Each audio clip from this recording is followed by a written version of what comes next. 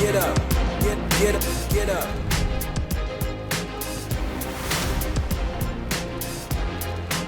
What's up, Mets fans? Welcome back to the Mets'd podcast, episode number 127, the official podcast of the New York Mets. We got a pretty good series to talk about, despite what people felt after game one. What do you know? The Mets win another series because they're a good baseball team playing the Marlins. So we're going to talk about the Marlins series. A lot of ups and downs there, a lot of narrative stuff that I'm not necessarily excited to talk about, but we have to talk about because it's funny to look back at. Now, we'll also preview the Chicago Cubs series coming up.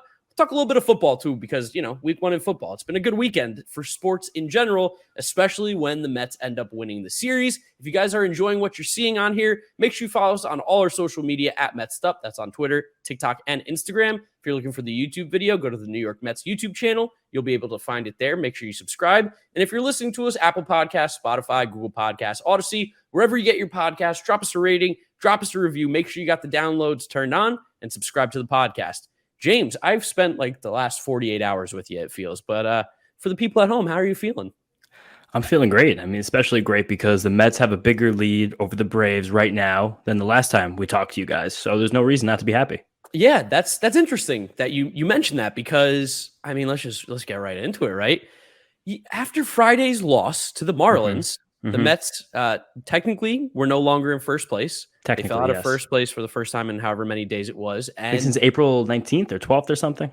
Yeah, and people on Twitter were losing their mind. I mean, just the stats that were being dropped, the conversation was about as intolerable as it's been in a long time. And I get being stressed. I get being upset about losing to a team like the Marlins. But some of the stuff that was being said was just so insane, outlandish even.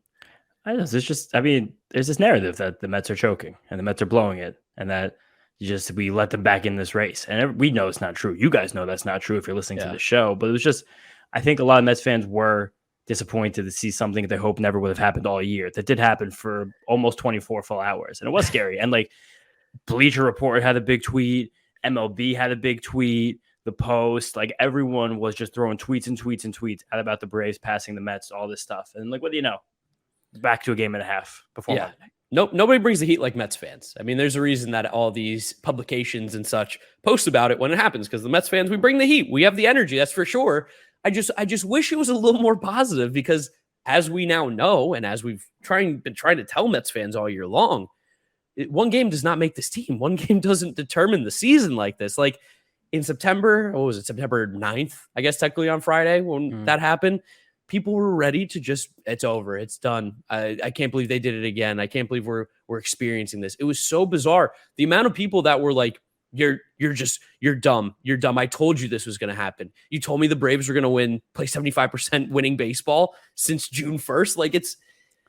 People just are ignoring stats too. And that's the thing that really bothers me is because you can't argue with people who don't want to listen, I think I saw something. The Mets had the fifth or sixth best record in baseball, even just since the All-Star break. So it's they just keep winning and winning, and the Braves win a little bit more. But now we finally see this weekend the Braves actually face a team with a winning record, and they actually lose 2 out of 3, which is refreshing because usually around baseball this year, the Mets have been the only team that can beat the Braves.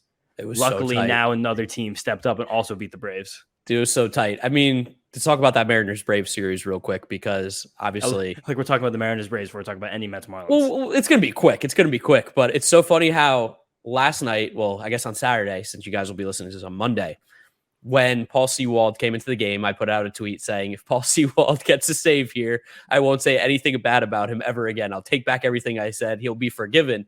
And he got the save. And I forgave him. And then today he comes in after Diego Castillo did an absolute botch job with a 4-run lead. Just took a gigantic poop on the mound. Yeah, he really, really soiled his pants there. Paul CWald came in and just did about as bad of a job as he could have as well, giving up a nuke to Robbie Grossman. And I took it all back. The world is not right when I am giving Paul, when I'm apathetic. I wasn't even giving him respect. I was apathetic to Paul CWald. Nope, I'm back to hating Paul CWald. He's on my list. You also felt it because Diego Castillo came into that game. He walked Austin Riley on 4 pitches to start the inning. And I was like, all right, he doesn't have it. And also, again, 7th inning of this game, Mark said the line that I said at the beginning of the show was oh, look at this. The Mets have a bigger lead now than they did when this Marlins series started. And I was hoping, are you serious? How could you have said that? I was hoping you weren't going to bring that one up because it ended up being all right. I mean, hey, crazier things have happened, right? I was feeling good. The football games were winning. We were playing well. But everything did swing back when you started hating Paul CWald again. That's when Julio Rodriguez, right after you started, you went on like a whole vicious tirade about Paul CWald to me and our other friends. I'm still hot. I could go on another 20-minute tirade about Paul CWald. I can't even believe he gave up that home run still. It's maddening. The second you started hating him again, though, all of a sudden, bang, Julio Rodriguez, Eugenio Suarez, Mariners win a series. Listen, knock the Braves back. That was kind of the feel of this series between the Mariners and the Braves. There was a lot of hate watching going on. It's officially hate watch season, where I'll be watching Braves games to hate them, to root against them actively. Mets win, even better, but you got to root against the Braves now. And when they're playing on the West Coast, it's really easy to hate watch. So there's a lot of hate watching going on. And I think just bringing that back with Paul CWald, it really got the gears going again, because it was like a hateful watch now, because I hated Paul CWald again. I had a great hate watch. I didn't really watch it at the weekend, but I did a hate bet against Michigan, plus Hawaii plus 52 against Michigan. Well, how'd that game end? I don't even know. Michigan won by 46. Oh, let's go. Hate bet. Yes, big weekend for spiteful bets. We got to start rooting against the Braves here. The Braves, luckily now, they just got out of the Rockies, Marlins, A's stretch where they won almost every single game. They only lost one of them. They won an 8-game winning streak. And then Charlie Morton beat Robbie Ray on Friday. But now it's still on the West Coast at San Fran, and then Philly, National, Mets. Yep. No, still a lot of baseball left. Of course, this division is far from over. Our good friend Sal Licata will do his best to just jinx.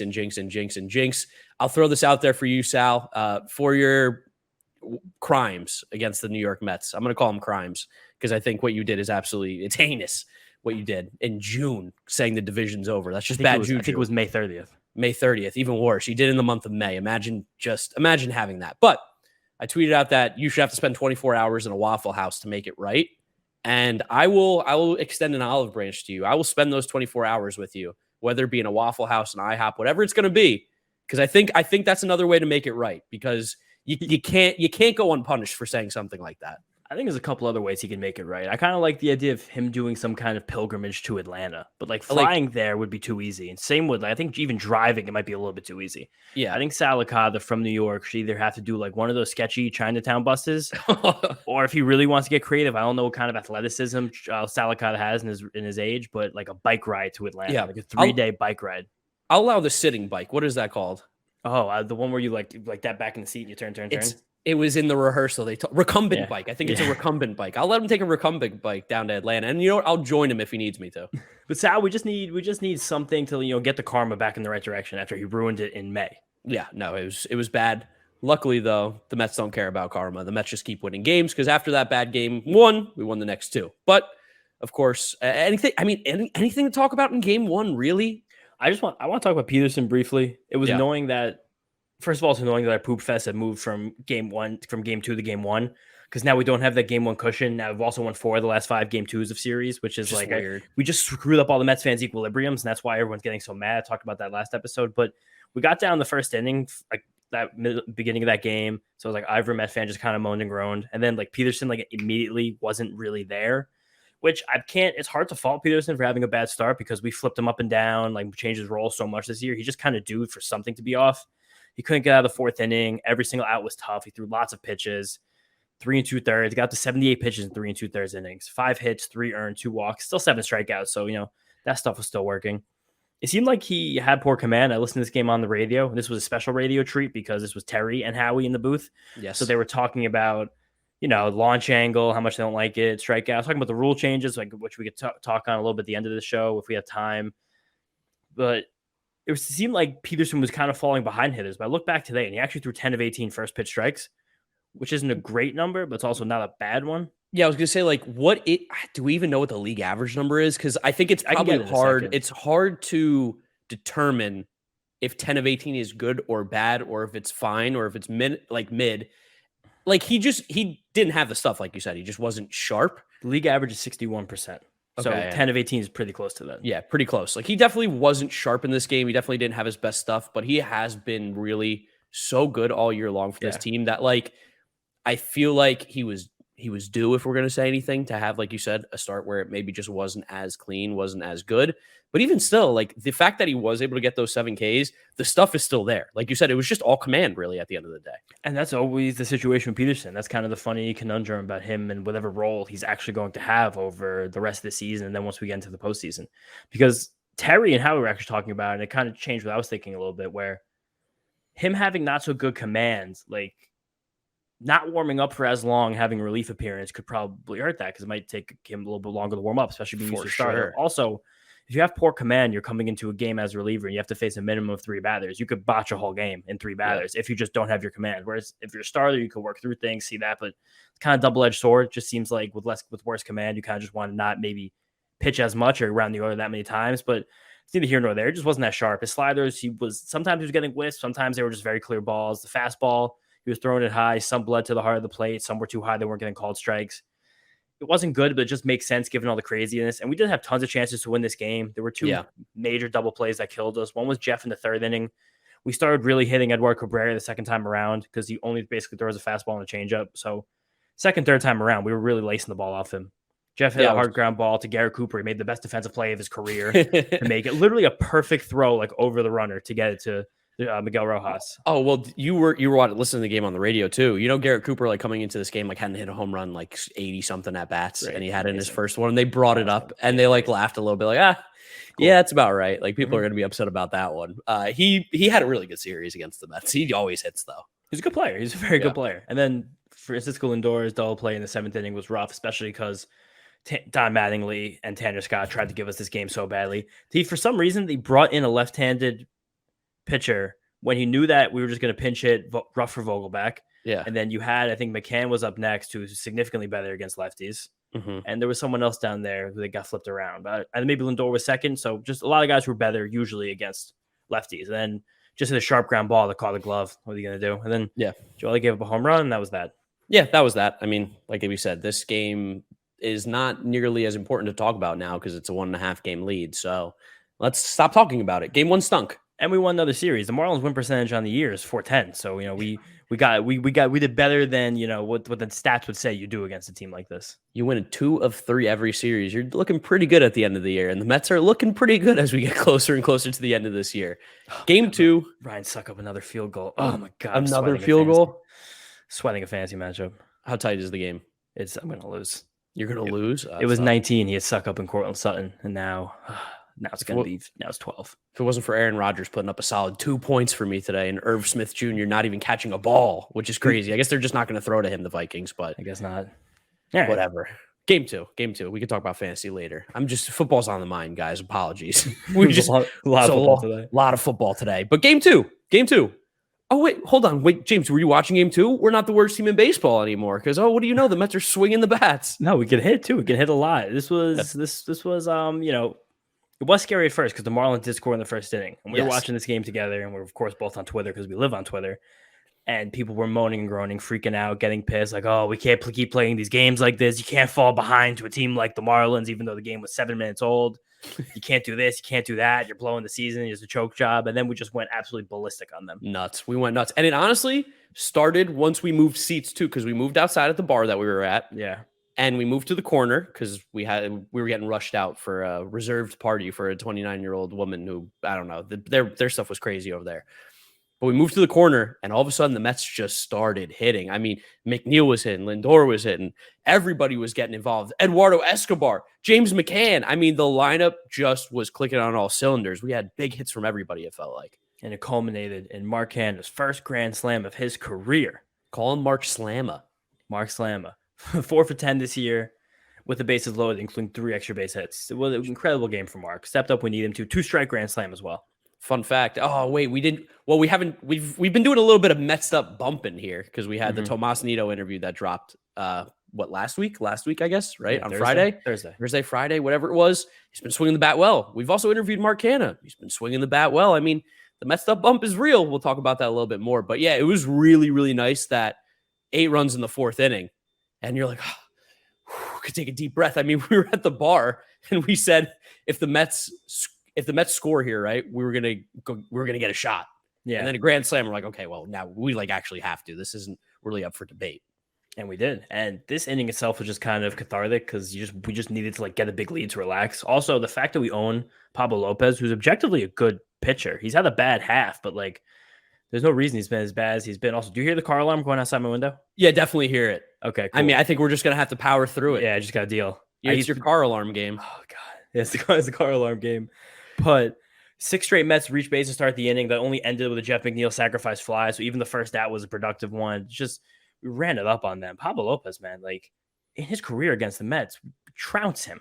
I think this year he has like a 10 or 11 ERA against the Mets, and against everybody else, he's like 3-1. So you're talking about a guy who's pitching like all-star caliber level against everybody else in the league. He faces the Mets, and all of a sudden he forgets what he's doing. Like you said, it's a guy who's really good hitter or really good pitcher. Also, the facts that they threw on the screen before that he knows like 4 different languages, and he was accepted into medical school as a 16-year-old is really? Just. Did you not see that on the screen? We were watching. I thought I told that to you. No, I wasn't paying attention. Pablo Lopez, his career against the Mets, 10 starts, 6.5 ERA. Wow. 37 runs allowed in 51 innings. That's shocking because he's a good pitcher. He is a good pitcher. It's awesome. Awesome. Lindor got the late home run too. And you started to see in this game, and even a little bit in game 1 too, that Lindor was starting to hit the ball harder, a little bit better. Also, at the end of the Pirates series too, he was hitting the ball well. And this game kind of culminated in it with the 4 hard hit balls to double the home run, couple RBIs. Lindor, when that dude's hot, you can just see it. You can see it. He plays, he looks, feels, everything's different with him when he's feeling hot. And it's almost like he's like never in the middle. He's either hot or he's not hot. Yeah, no, I mean, like, and I feel like that kind of happens though for a lot of players over a baseball season, relatively speaking. I mean, we've even talked about it with Starling Marte, how you can almost know from the first at bat of the game if Starling's going to have a big game or not. Pete too, but yeah, Lindor is especially dominant against the Marlins. John brings this up to us every single time we play them in a series. Lindor's 22 home runs this year. 7 have come against Miami. So many. And we've played 17 games against the Marlins. He has 19 RBIs. That's fantastic. He's so good. Awesome. And Jeff had 2 hits, 2 ribbies. Canha had the grand slam, 2 walks. Vogie had 2 hits, starting to get back in the swing of things.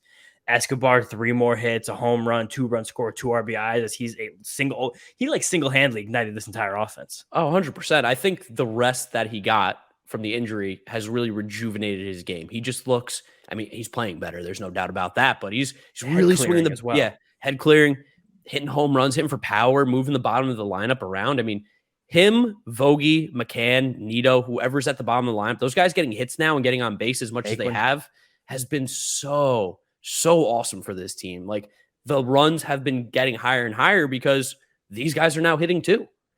Escobar's back to 100 OPS plus. Dude, there he is. Guy loves being league average. And also, yeah, you've mentioned before, James McCann also 2 more hits in this game. And Carrasco against the Marlins just did his job. Just got through him, got done with them, moving on. Yep, after the shaky start last time, looked good against the Marlins, which was awesome. And we were feeling good. Going into game 3 on football Sunday, we had college football Saturday. Gamecocks lost. Ohio State, big winners over Arkansas State, right? Can't really worry about that. Wait, both of us played Arkansas teams. We did both play Arkansas teams, yeah. Very different caliber Arkansas teams. Very different caliber. If we would have swapped, it would have been 2 good games. Yeah. Oh, wow. Come on. No, we would have smacked Arkansas State. I won't take that. Spencer Rattler's still good.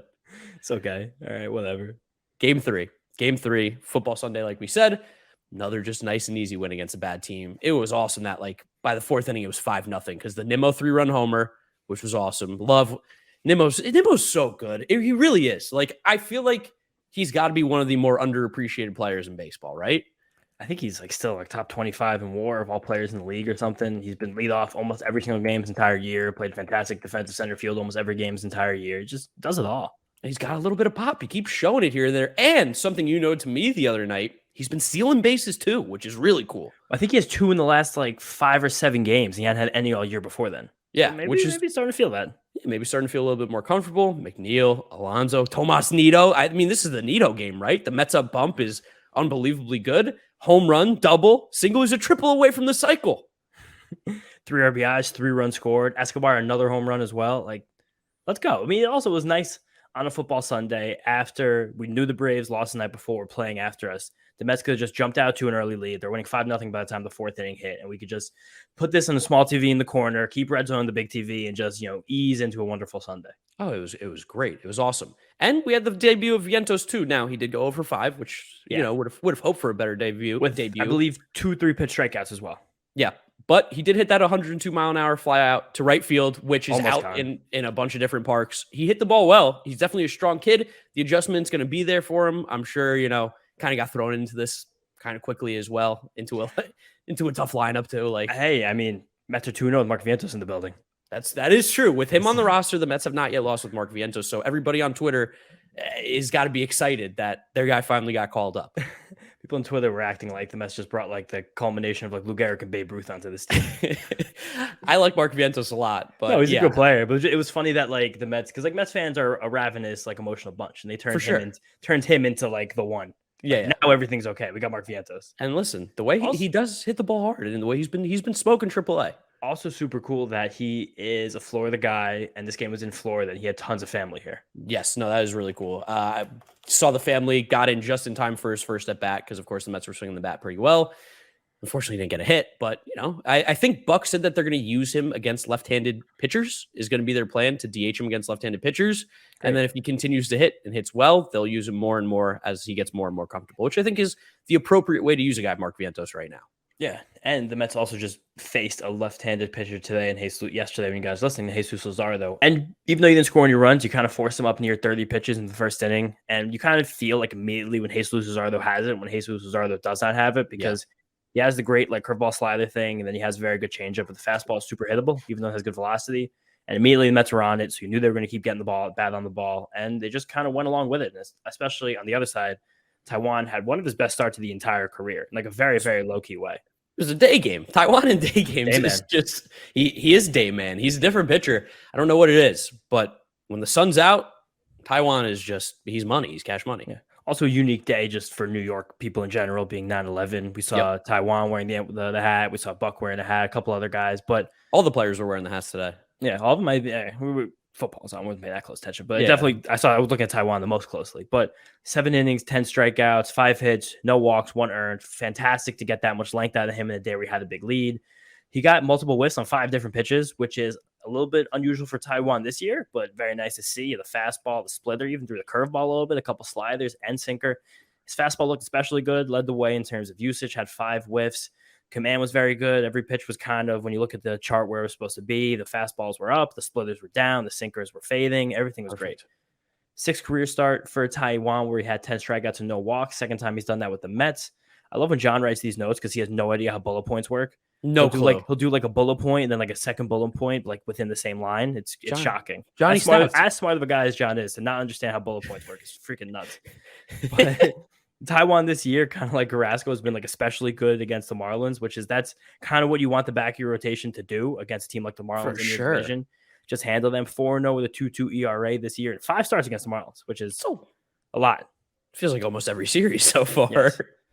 And just fantastic. Good game for the Mets. 2 very clean games. Marlins didn't even sniff a lead after the first inning Saturday in either of them. Nice and easy. Head to our next series, feeling good. After what was a stressful start to the series, the last 2 games were big deep breaths of like, this is the Mets team we expected. I mean, that makes sense though. What is the anomaly with this Mets team? Scoring a bunch of runs and beating the Marlins, or having like a game where you don't hit and you lose? The game where you don't hit and you lose. That's the anomaly.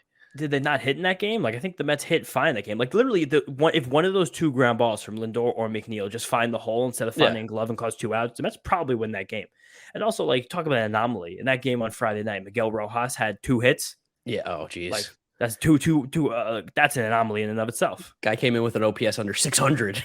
He's a Met killer, though. He loves playing against the Mets. Something about it. He really turns it on for them. But, hey, who cares? Mets win 2 of 3. Fantastic. Feeling so much better. Just keep winning your series. The Mets keep winning their series. Keep winning your series. Keep winning your series. And it's going to be hard for a team to catch you. Yeah, definitely. And, I mean, you know what talking about, catching you. I think this is a perfect time to bring up your boy. He's making some moves here. I have become dangerously close to taking a lead here in the Esti-Met. This was kind of screwed up because Mark picked the question for this one, knowing that he could go on Baseball Reference. I didn't even know this existed. You could look at attendance splits for a team in a year. So he got the number basically exactly right for the Mets Marlins attendance, which is ridiculous. Oh, yeah. 15,069. And I think it ended up being about 14.5 was the average. I mean, that's about as good as you can get right there. Although I lose in Price is Right rules, but it's like you corked the bat. Yeah. Whatever. Listen, Not the first time, not the last time. I'm going to use my knowledge to my advantage here. James, I know how bullet points work.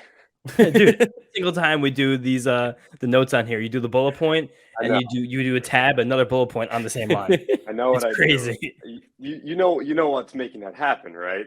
Tell me, because they're not like that on the rest of the page. I know. No, what I do is, as the series go by, I'll throw notes that I have into a Word document, and I'm just straight copy pasting.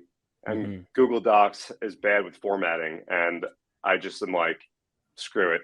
And I blame Google Docs for that. Oh no, this is definitely on Google Doc. It's Alphabet's fault. Yeah, and now that you made a comment about it, I'm still probably just going to keep doing it more and more. No, it's fine. I just wanted to make sure the people know that it's every single time. It's like, what the hell? Did any of you guys ever watch Silicon Valley? That show? Great show. So John will get this. There's like I think it's called Syntax technically, but the guy on Silicon Valley, I can't remember his name. Richard used to freak out when people would space out things using the space bar instead of pressing tab, even though they would get it exactly the same like thing.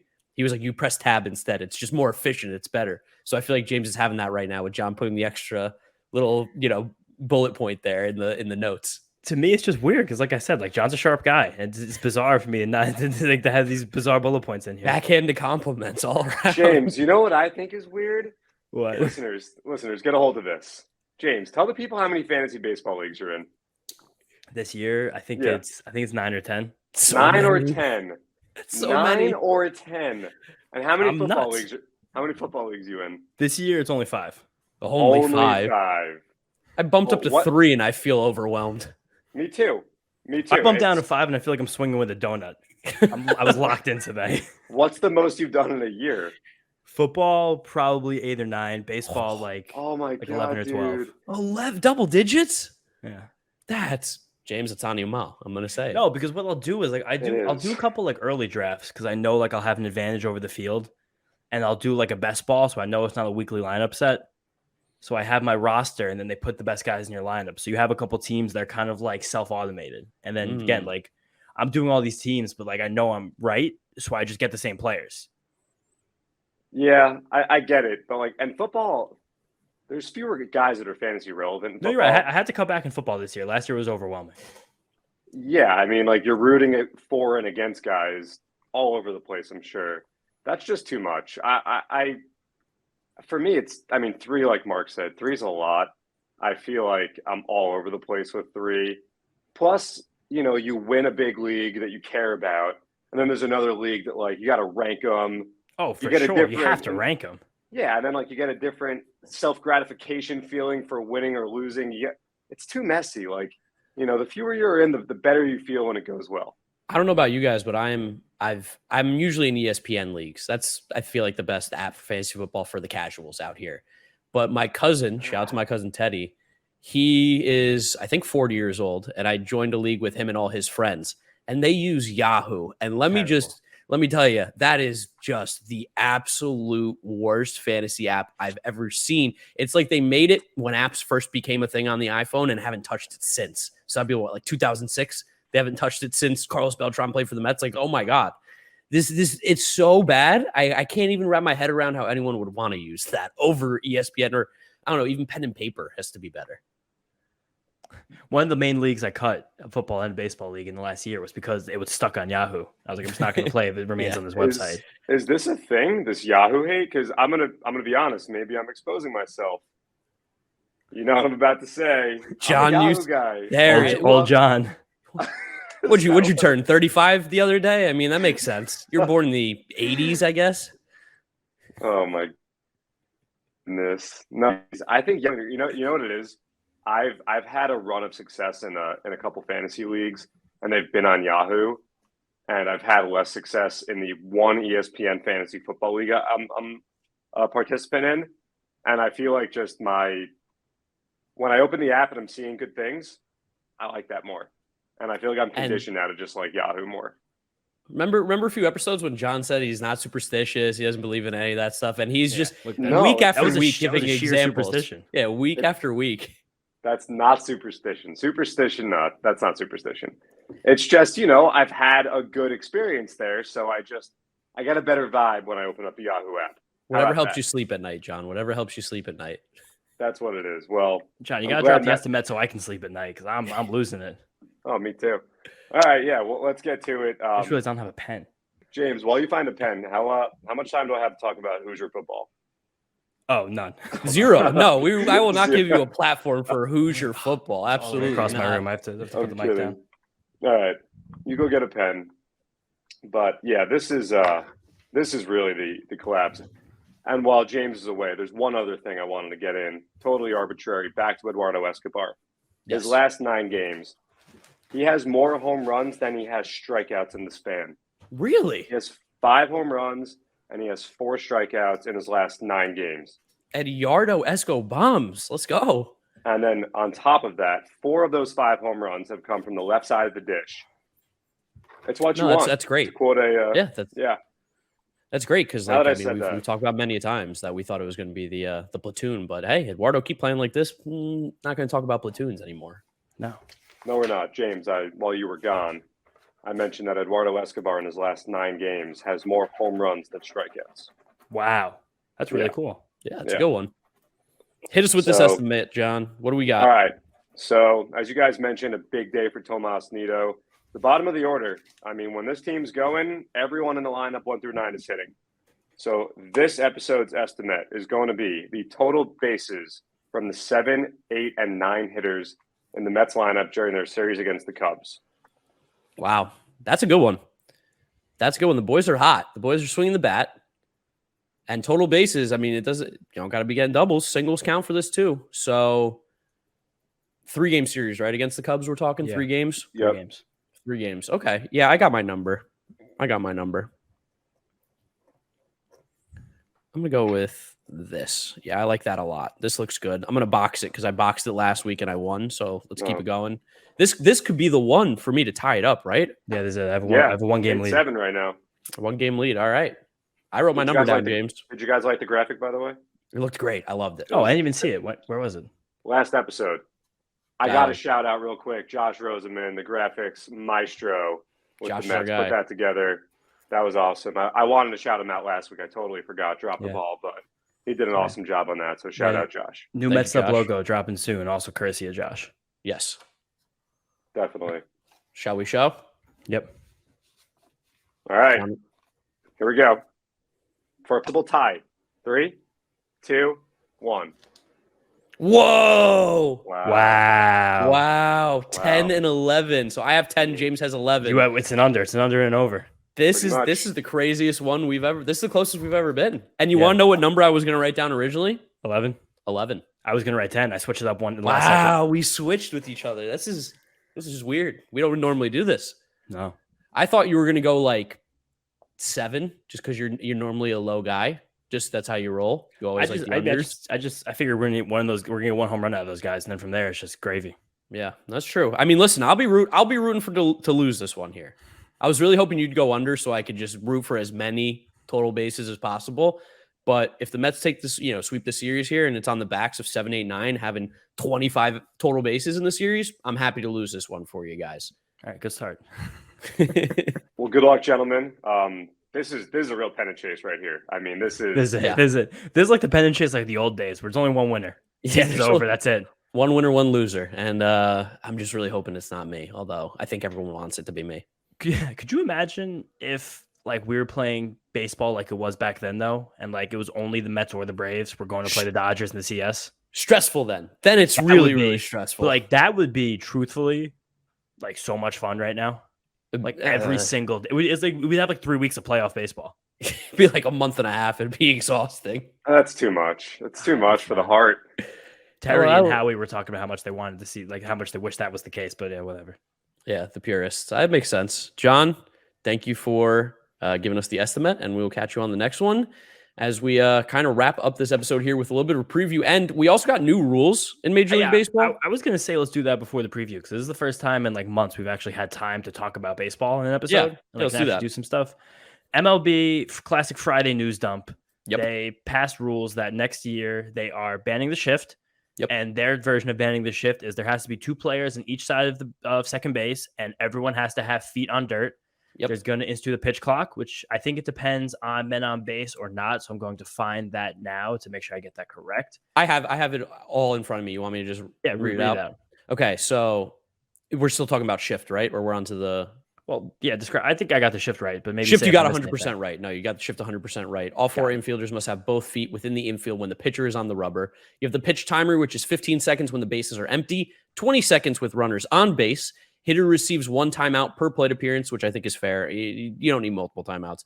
An average, and it just tells us that the average minor league game was reduced 26 minutes from 2021 to 2022. We've also seen this in person. The pitch timer is great. It's awesome.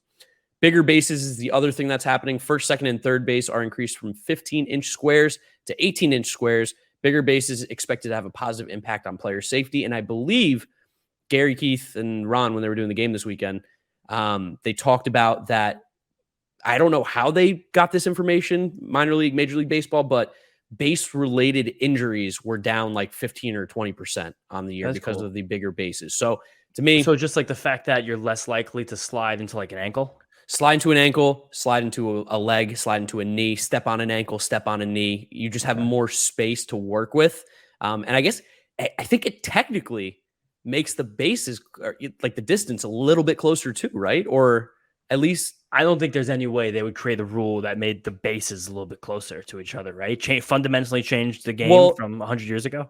I mean, if the base at like I could see first base still being the same distance, but wouldn't the base at second base, like first, second, technically be like just ever so slightly closer because it's 18-inch square? Yeah, I guess like 2 inches on each side closer. Yeah, it's irrelevant, but yeah, probably not irrelevant. Like a stolen base, that's a bang situation. It's not irrelevant.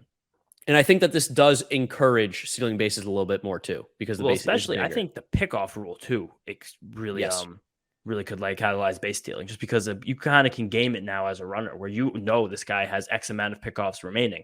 So you can you could like almost like, if you can get back on a guy, if a guy has a bad move, you go them into 1 pickoff, then he only has 1 left. So you're immediately in the driver's seat. I don't know. I think I like the rules altogether, but I think that there's significantly more focus on the shift rule than there is on the pitch clock. And I think the pitch clock is going to change the game significantly more than the shift rule. See, I think, well, it depends I don't know where you're going with this, with how you think it's going to change the game, but I do know that in our conversation with Max Scherzer, he talked about how he's going to be using the pitch clock in, his future endeavors. So that's the Max Scherzer interview is coming when he comes off the IL. So hopefully you guys will get that soon. But I like the pitch clock. I like the pitch timer. We saw it at the Arizona Fall League when we went last year, and we were watching games that were 9 innings and over in 2.5 hours. And as much as I love being at the stadium as long as possible, because we're nuts. We're nuts about baseball. Yeah. There was something that was incredibly satisfying about watching baseball played at that pace, because let's be honest, at times, even for the diehards, the game can get a little bit long, a little bit slow. Sure. And when you have guys who step out every single pitch and need to fix their batting gloves and do the thing that all the people who hate talking about how long baseball is say is like, fix the batting gloves, fix the helmet, dig my feet in. Like, this moves the game along. It's not only on the pitcher, it's also on the batter. He's got to get in the box, which I think is good. And it's made a difference. Like, the games are faster. This isn't like this isn't fake. This isn't like, oh, we think it's going to make it faster. There's proof that the games are faster. And in our experience, a lot more enjoyable. Like, even those slow games go by fast now. I remember when the 3-batter minimum was passed, Evan Drellick, who's the baseball business reporter for The Athletic, he wrote a very good, thorough statistical article about how the 3-batter minimum would actually affect game time. And his final study was that it would actually make games take longer. Yes. Because the 3-batter minimum, pitchers have less advantageous matchups against most batters. So there's going to be more balls in play, more men on base, longer innings. So actually the average game time has increased since the 3-batter minimum rule is instituted, which makes me still think that rule should just be absolutely taken out. It's a stupid rule. But the pitch clock, there's a lot of pitchers in baseball who have an average time to the plate of over 15 seconds. StatCast has a new great tempo stat where you could like sort by pitchers. Oh, no way. Difference between bases empty and runners on base. And if you look at the guy, actually, Mark, do you know who is the slowest pitcher to the home plate in all of baseball? He's a guy you like. Justin Verlander. It's a guy I like. Zach Gallen. No, it's all relievers. All relievers are the slow guys. A reliever that I like. Well, I don't know if you're joking, but it's no, not you like him. You like him. Oh, I actually like him. Alliteration name. And it's a guy that I like. I don't know. You caught me off guard here. I wasn't ready to just start naming relievers. Who is it? Gallegos.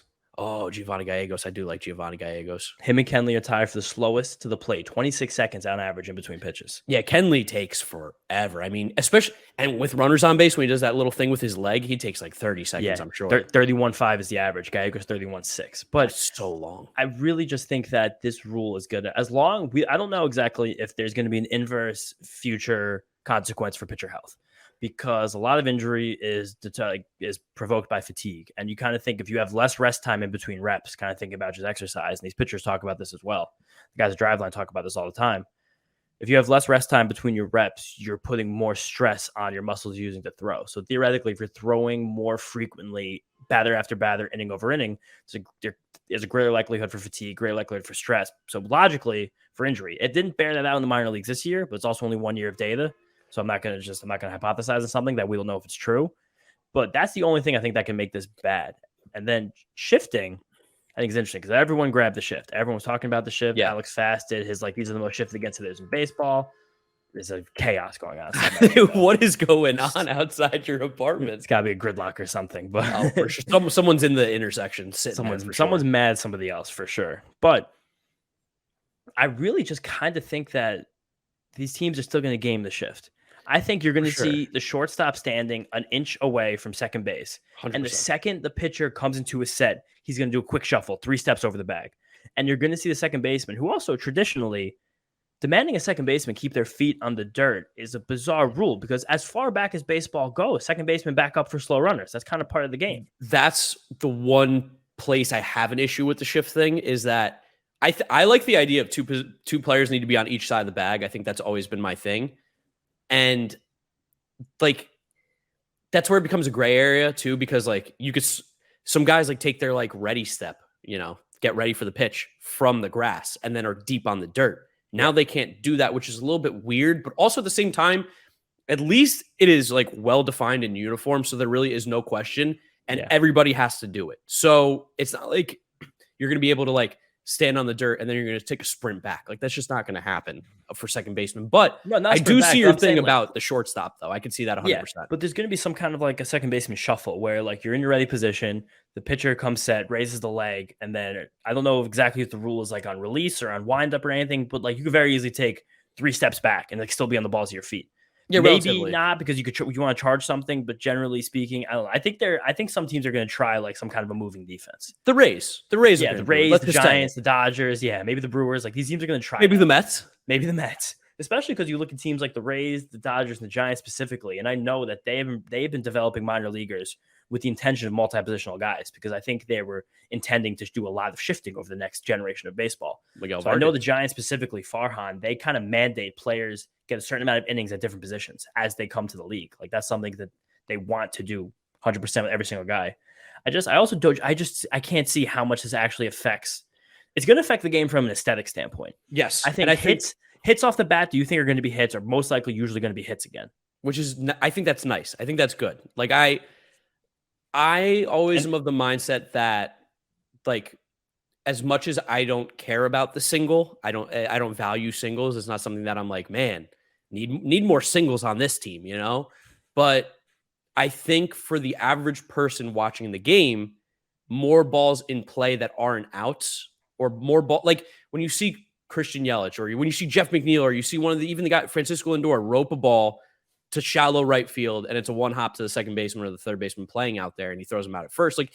That kind of sucks where you would go 20 years ago, that's a hit, that's a single, and that's more action technically in the game. So I see where people are this isn't actually going to change anything, but it's not about changing it for me or you. It's about changing it for the person who they're trying to get into baseball. And as much as that I think is not great for the people who are diehard fans, we're not going anywhere. We're not going to stop watching because of the shift. I have a slight pushback against that, a little devil's advocate situation. Just because I do feel like this is actually more of a plea to the older people that want to make sure they keep in the game.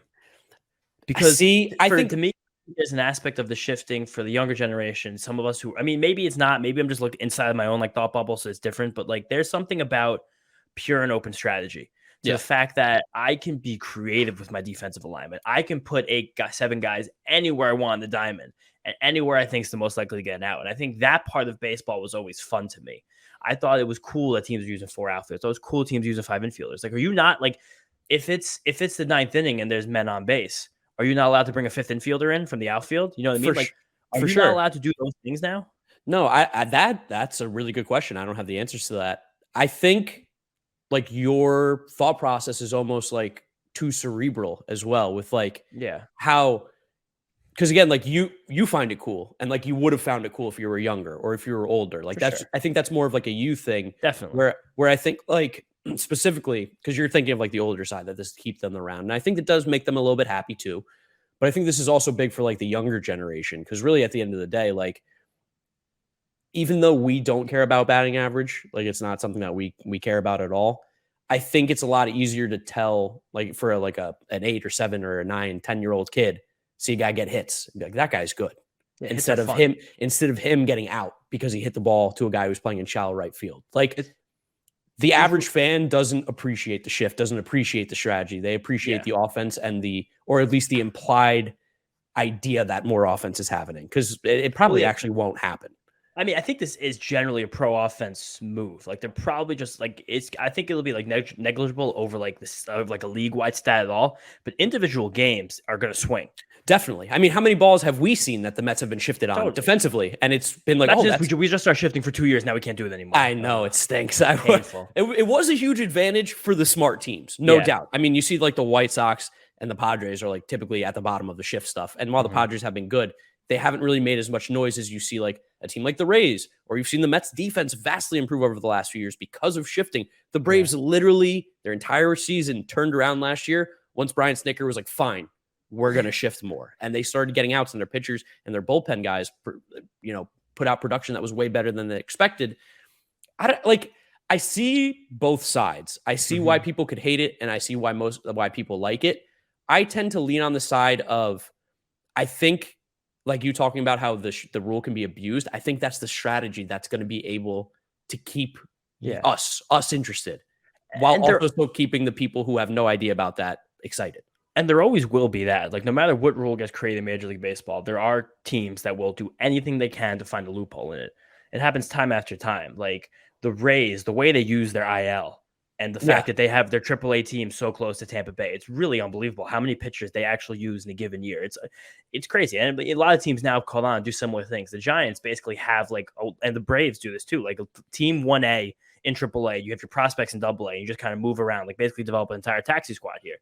So anytime there's a rule that gets made, and like they tried to change that rule this year with the options, these teams are still finding ways around it. Like there's always ways to play this game. That's kind of the beauty of baseball. It's even the beauty of like what we do in like fantasy sports or any kind of competition you ever have with another human being.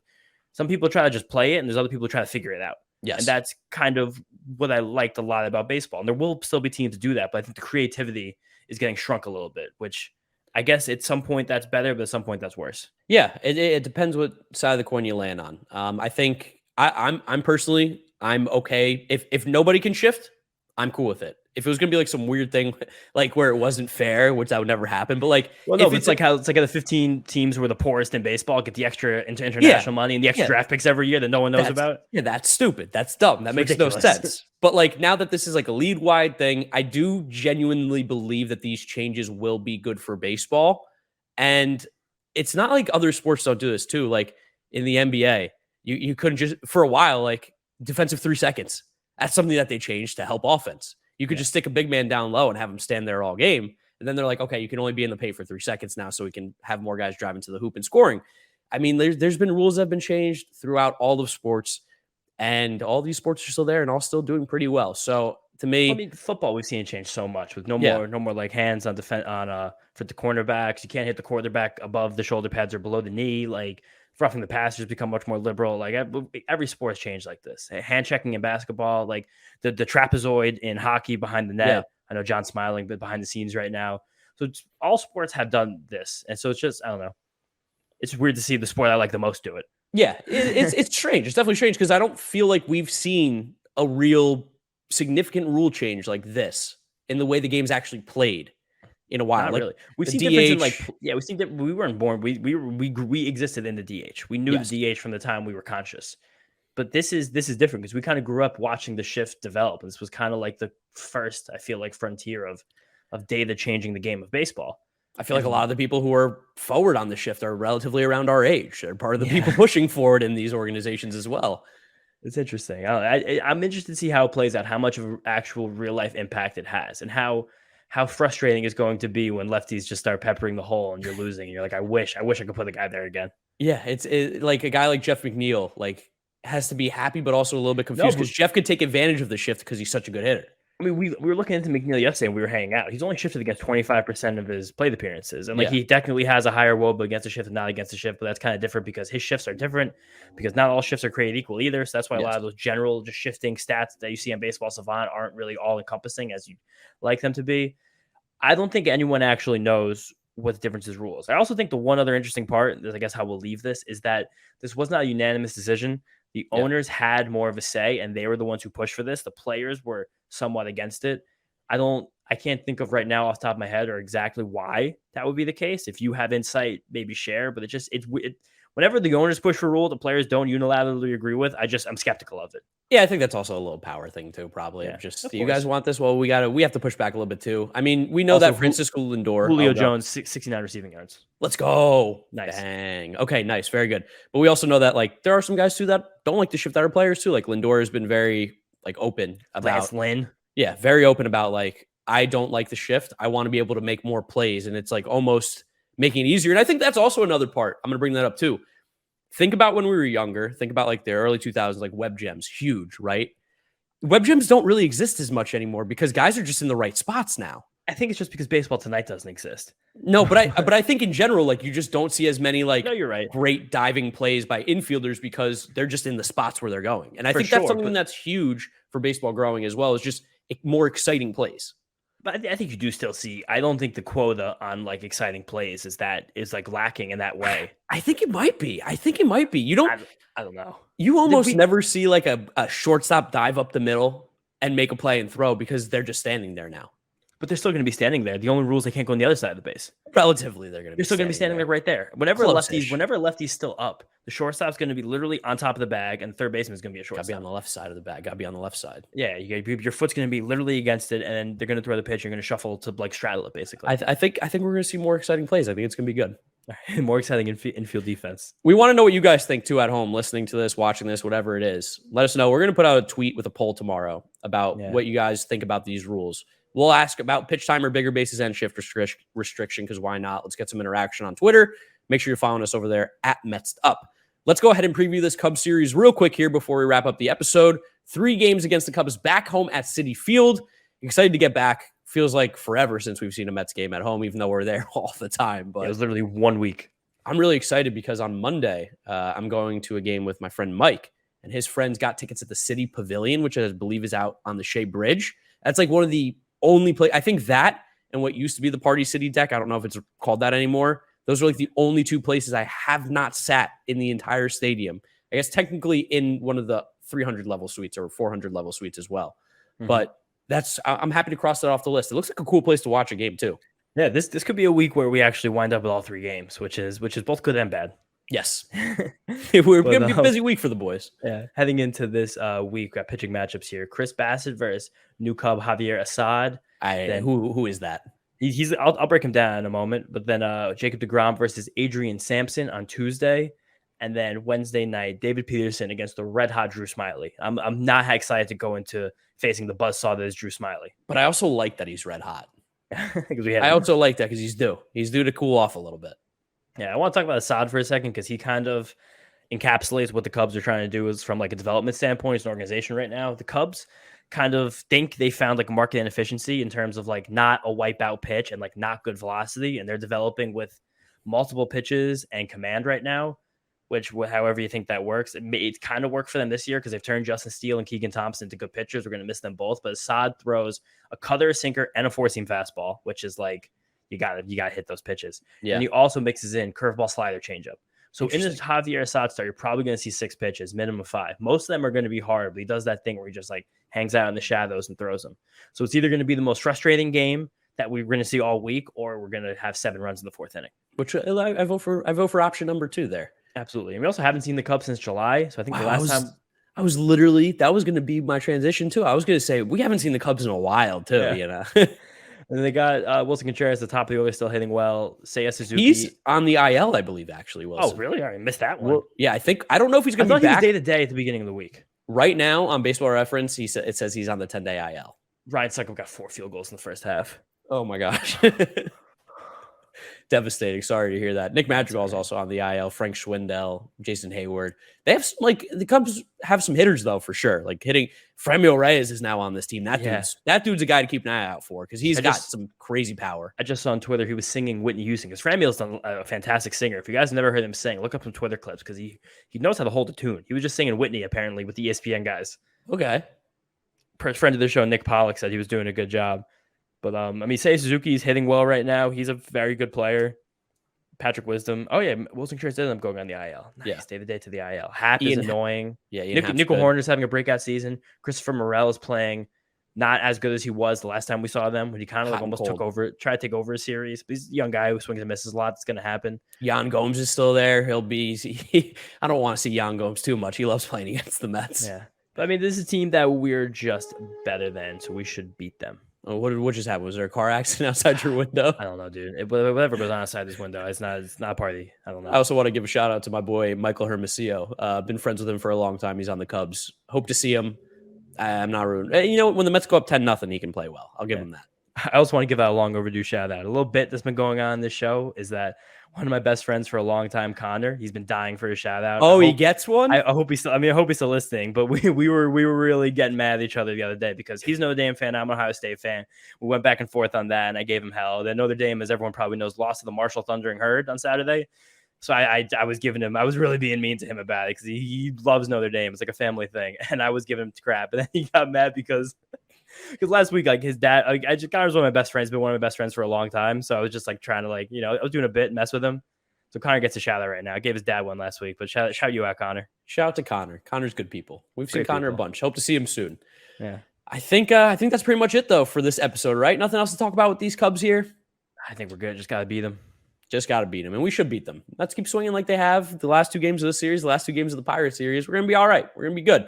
So keep swinging those bats. If you guys enjoyed what you're listening to, watching, whatever it is, make sure you follow us on all our social media at Mets'd on Twitter, Instagram, and TikTok. Remember to check out the YouTube channel of the New York Mets if you want to see the video version of this. If you're listening to us, Apple Podcasts, Spotify, Google Podcasts, Odyssey, drop us a rating, a review, download, subscribe, whatever you got to do. We really do appreciate you guys. The show's grown a ton since we started, so really a big thank you to you guys. The listener base has grown a significant amount, which is so exponentially. Cool. Yeah, it's really, really awesome, and we're excited to keep giving you guys awesome content as we make the playoff push here through the playoffs. Off season, we're going to be here for you guys for a long time. So make sure you are sticking around. And we'll catch you after the next episode. Make sure you follow James at James_Shiano. You can follow me at Giraffeneck Mark with a C. Thank you guys for listening and watching, and we'll see you after the Cubs series. Peace out. Peace out, guys. See you next time. Get up. Get up.